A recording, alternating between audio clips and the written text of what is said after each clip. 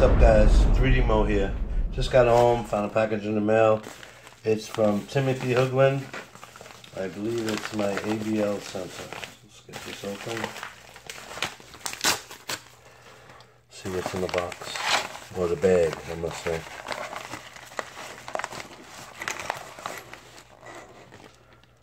Oh boy, we got something broken in there, I think. Unless it's something I need.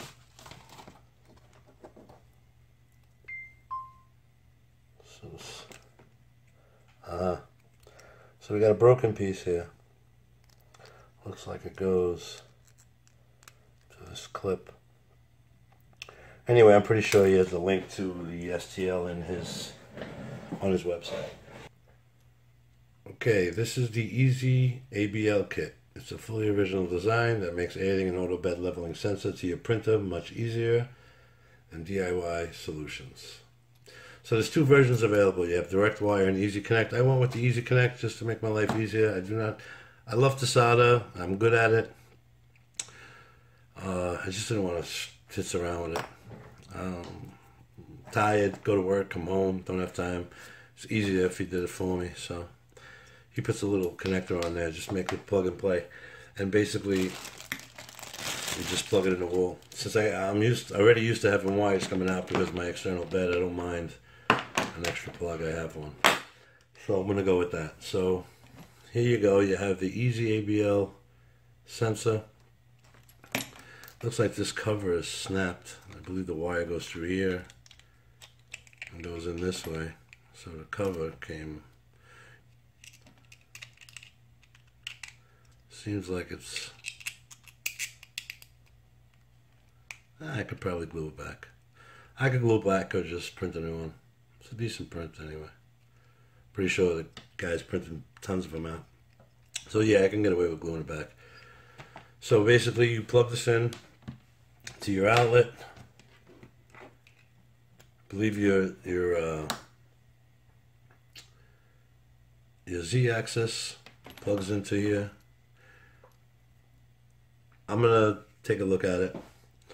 Look on the website, download the install guide, and I'll walk you through stuff. So let's go to the build. Okay, so let's see if this fits in my ABL sensor. So it seems like it fits good. So it seems like it's a nice fit. So this part printed out pretty decent. It's a nice little fit. Let's just get this back on.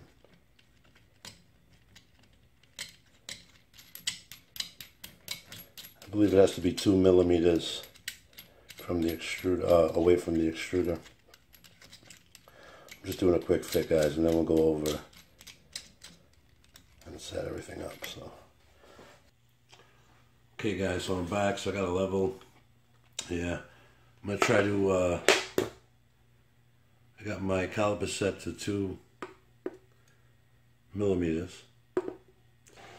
Oh, by the way, I'm gonna do a quick setup on the Flash Air, Toshiba Flash Air wireless SD card. Awesome pickup. Did not work with the old firmware, by the way. So if you have the old firmware and you don't feel like upgrading, don't get this card because it'll work. As soon as you print from it, it disconnects you from the Wi-Fi, basically. I'm not sure why. It seems like it adds a partition to the drive once you put it in with the old firmware and overwrites all your settings. But with the new Marlin 1.1, the bug fix, everything works great. Flash Air. I'll leave a link in the description below. I'm going to do a setup on this. I know there's so many of them, but I think I got it down to a quick config file, and it works every time. It's been working immaculate. I have one on my Prusa, and I have one now on my CR-10 S5, and it works great. I'll do a review on that soon, I promise. But this is a great little thing. And by the way, I set it up in station mode, so it's basically like a network drive. Connects to my Wi-Fi and gets an IP address, and I connect to it. I map the drive. It's not just a Wi-Fi hookup. It's actually a map drive on my network. Just want to get it up so I can fit my calibers in here. So my Calipers are set. Okay, I think that's fine. Okay, I'm going to shut it off because I don't want to hear the fan. So my calipers, as you can see, are set to 2.01. Doesn't have to be perfect. Okay, so we got my level. So it's about level right there. That's level. Got to bring it down.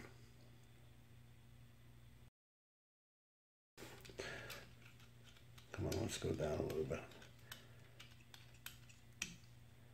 All right, that might be a little too much, but let's see. So this seems fairly easy.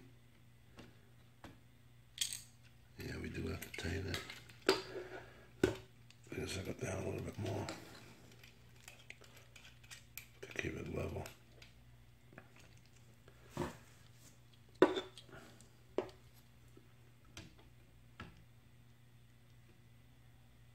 Level. All right, that seems about. Let's get this thing pretty level. I gotta go up just a little bit. So let's loosen this, bring this down a little bit more, tighten this. Let's put the level.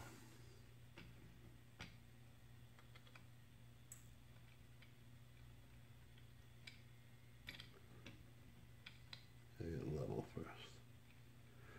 Alright, I think we can go down just a little bit more. I think that'll be about right. As it states in the installation guide, it doesn't have to be perfect. You want it about 2 millimeters.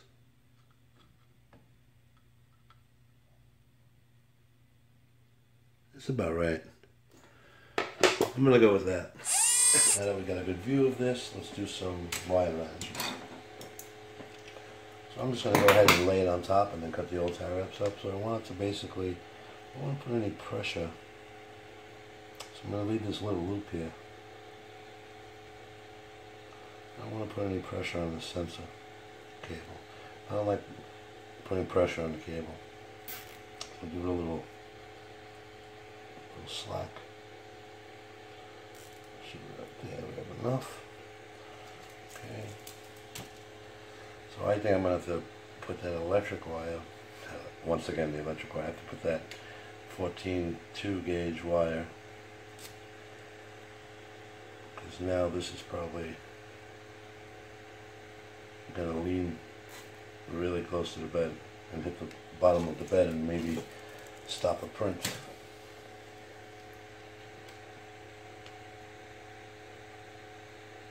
Do a couple more tie wraps.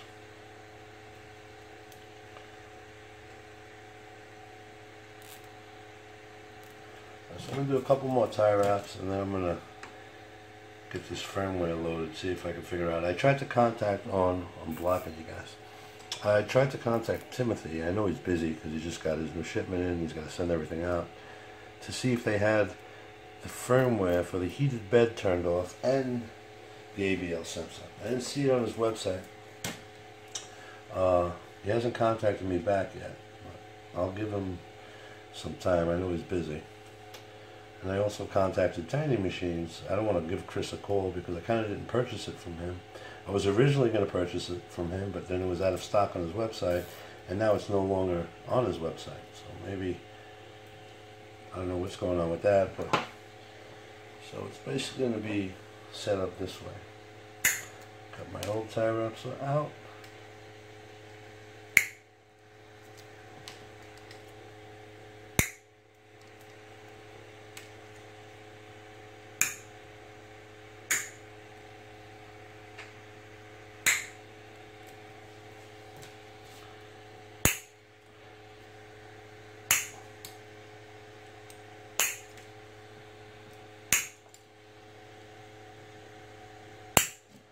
Let me disable my steppers real fast. Oh, I auto them. Okay, no biggie.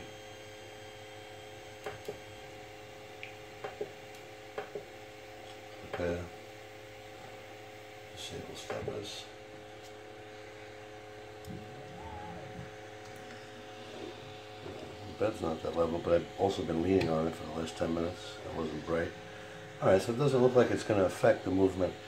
See, a lot of times with all this weight, actually I want to give myself just a little bit more slack here. With all this weight, it hangs down sometimes and hits the print. So it doesn't look like, it looks like it's kind of holding itself up. Kind of a nutcase with cabling.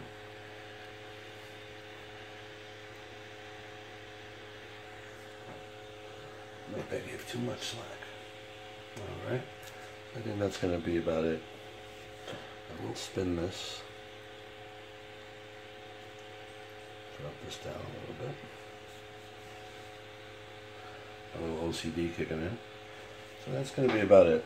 So it looks like it's going to take care of, it looks like, maybe another one. It looks like the weight is going to hold itself up. If worse comes to worse, I'll put that wire back in. I didn't want to put, actually had it on, and then I took it off because it was really, really heavy. And at the time I was having all these problems, I wanted to take all the weight. You know, I don't want the extruder actually, you know, the motors, the Z motors. Is it Z motors? The X. I'm sorry. I don't want the motor struggling to pull this thing. You know, because it was, I noticed with the electric, with the 14 gauge wire, it was actually struggling at the end here. Like, it wasn't struggling, it was, if I was pushing it, I felt a little tension, and if I could feel the tension, you know, I don't want to put that stress on the stepper motor. So I kind of just took it off. It was a little eyesore too, it was bothering me. So I think this is what we're going to go with, and that's it for now. So I'm going to head over to, actually I can show you, I have it open. I am going to head over to TDH IT Professional EZABL kit. I'm going to head over to the site and see if I can grab the firmware. Okay, now you're going to want to go to Timmy Hoogland's website. It's TDH IT Professionals. I'll leave the link in the description below. I have a shortcut in my bookmarks. So this is the website, TDH IT Professional. So you have two type of kits. You have the EZABL kit and you have the direct wire kit. I'll be using the Easy Connect kit. It's $70 and the support alone is amazing, so I recommend you guys going through him. He's a good guy. He'll go out of his way to help you out. He actually remoted into my PC and did some firmware upgrades for me. He's a really, really good guy. So this is the kit I purchased.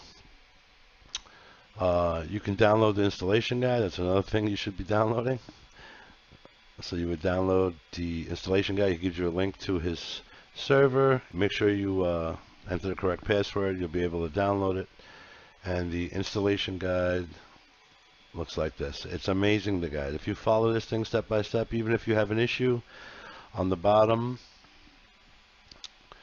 all the troubleshooting. I had an issue with my CR-10. The wires, the polarity were incorrect on my Z stepper motor cable, and my sensor wasn't working. I went down to troubleshooting, looked for my issue. The answer was there. I had a reverse polarity.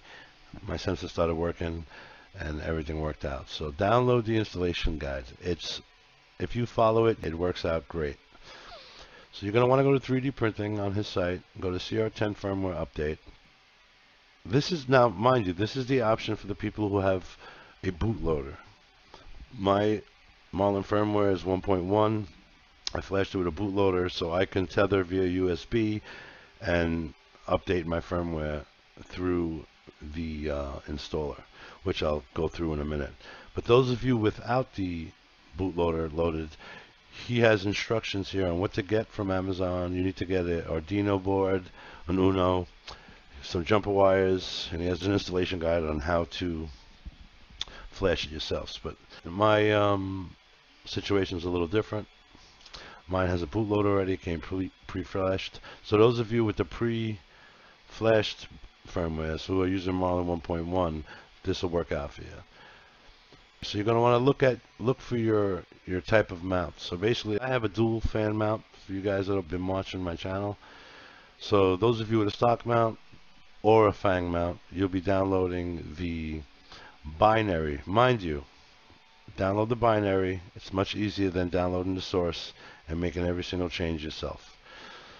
So I downloaded the binaries for CR-10 S5 for the EZABL kit, Fang and stock mount. So you're going to want to go ahead and download it.